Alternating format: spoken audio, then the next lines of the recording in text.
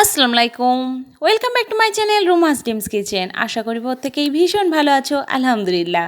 আজকের recipe strawberry ফ্লেভারের jelly. আমি দুটো কন্টেনারে জমিয়ে নিয়েছিলাম, তার মধ্যে একটা কন্টেনার আমি এইভাবে ছুরি দিয়ে কেটে নিচ্ছি তোমাদের দেখানোর জন্যই। আর প্লিজ পুরো ভিডিওটি কন্টিনিউ করো, তাহলে বুঝতে পারবে কত সহজেই খুব তাড়াতাড়ি বাড়িতে কীভাবে জেলি বানিয়ে নেওয়া যায়। আর ওয়েকফিল্ডের বক্সের জেলি দিয়েই আমি বানিয়ে নিয়েছি জেলিটা। স্ট্রবেরি ফ্লেভার আমি নিয়েছি।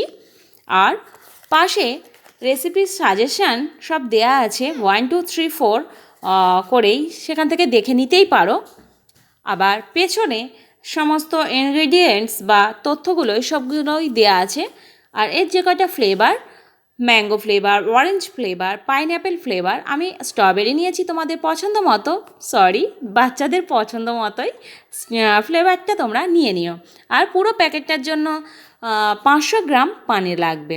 এটা 100 গ্রামের একটা কাপ, আমি সেটা মেপেই 5 বার দিয়ে নিচ্ছি, তাতে 500 পানি আমার খুব ভালোভাবেই মাপা হয়ে যাবে। আর তোমাদের কাছে 500 মাপার গ্লাস বা কাপ যাই থাক, সেটা মেপে একবারেও নিতে পারো।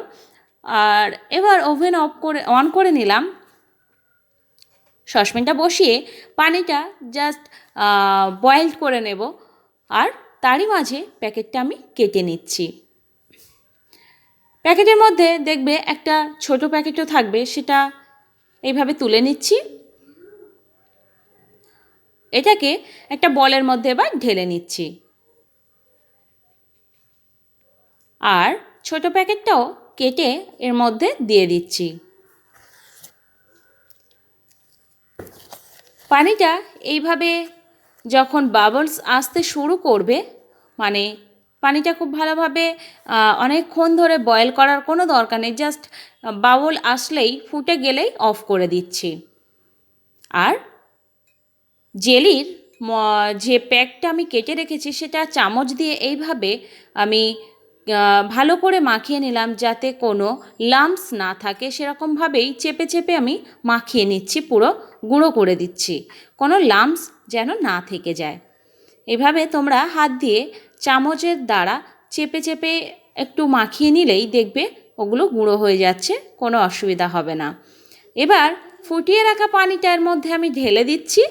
1 মিনিট রাখার পরে ফুটিয়ে ওভেন অফ করে 1 মিনিট মতো রেখে তারপরে আমি কিন্তু বোলের মধ্যে ঢেলে দিলাম। আর চামচ দিয়ে খুব ভালোভাবে নাড়িয়ে নিচ্ছি, যাতে ওটা পুরোভাবে গলে যায়, একদম যেন দানা দানা না থেকে যায়, সেরকমভাবেই চামচ দিয়ে গুলিয়ে আমি নিলাম। বাচ্চারা খুবই পছন্দ করে জেলি, যে কোনো ফ্লেভারই ওরা জেলি হলেই হলো খুব পছন্দ করে। তো এরকম খুব সহজেই যদি বাড়িতে বানানো যায়, যখনই ওরা বায়না করবে আমরা এইভাবে বানিয়ে দিয়ে দিতে পারবো। তাই হাতের কাছে সবসময় একটা করে প্যাকেট থাকলেই যথেষ্ট, ওদের মন ভালো করে দেয়া একটা টোটকা। এইভাবে 2টা কন্টেনারের মধ্যে আমি ভরে নিলাম। তোমরা একটা কন্টেনারেও দিতেই পারো, তবে অনেকটা চড় মোটা হয়ে যাবে, তাই আমি 2টো কন্টেনারের মধ্যে আলাদা আলাদা করেই ভাগ করে দিলাম। এবার এটাকে ঠান্ডা হতে দেবো 45 মিনিটের জন্য। 45 মিনিট পর আমি খুলে দেখিয়ে দিচ্ছি এটা কতটা ভালোভাবে সেট হয়েছে। দেখতেই পাচ্ছ জেলি একদম পারফেক্টভাবে জমে গেছে।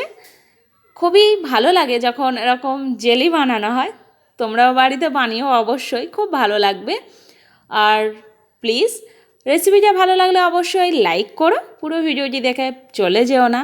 আর কমেন্ট বক্সে জানাতে অবশ্যই ভুলো না। এখনও পর্যন্ত যারা আমার চ্যানেলটি সাবস্ক্রাইব করোনি, প্লিজ আমার চ্যানেলটি সাবস্ক্রাইব করে আমার পাশে থাকো। আর পাশে থাকা বেল বাটনটি অবশ্যই প্রেস করে অল করে দিও। এবার 45 মিনিট পরে আমি ফ্রিজে রেখেছিলাম আরও 4 থেকে 5 ঘন্টার জন্য। তারপরে ফ্রিজ থেকে 5 ঘন্টা পরে আমি বার করে দেখিয়ে দিচ্ছি ঠিক কতটা ভালোভাবে পারফেক্টভাবে জেলি রেডি হয়ে গেছে। একটা প্লেটের উপরে উল্টিয়ে এইভাবে হাত দিয়ে একটু চাপ দিলেই জেলিটা পড়ে যাবে প্লেটের মধ্যে। আর এইভাবে কেটে নিচ্ছি আমি। কেটে এটাকে পিস পিস করে আমি আবারও কন্টেনারের মধ্যে স্টোর করে নিচ্ছি, তাতে সুবিধাই হয়। বাচ্চাদের খাওয়ানোর সময়। এবার আবারও এইভাবে অফ করে কন্টেনারটা ঢাকা অফ করে আমি ফ্রিজের মধ্যে রাখছি।